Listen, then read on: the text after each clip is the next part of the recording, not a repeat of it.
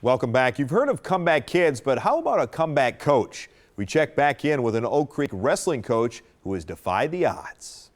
There's not much you can do here. Terry Nachtigall has been coaching wrestling at Oak Creek High School. You got the wrist, get him on that shoulder. For 21 years. There you go. It's just the greatest sport. It teaches you so much, and you learn so much about yourself through this sport. And that was tested 1 year ago. I started feeling really sick, like flu. So I just said to my wife, I'm going to bed. Terry woke up 3 days later.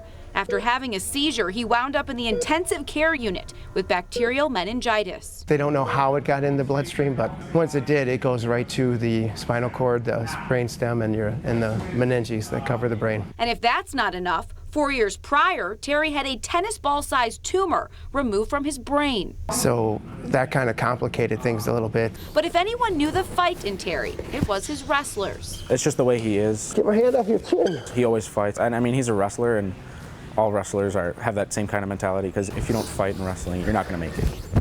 My wife's like, well, I brought you some slippers so when you want to walk. So when you're ready to get in the video, I just right away, I'm like, I want to walk. Ready to walk. Just getting out of the bed. When the chips are down, you get up, you keep going. That's kind of what this sport teaches you. About 6 months later, Terry started to feel like himself again. These days, the 48-year-old is back at practice, up against his wrestlers. To them, he's the same old Coach Knock. You are the hardest one to get in on. Any hesitation there on your end? I wouldn't say so, because if you hesitate against him, he'll kick your butt. I'm not shy to say that they throw me around sometimes. You can take them either way. I kind of appreciate having him around now more than I did before, because I realized like he was almost gone, so I kind of appreciate him more.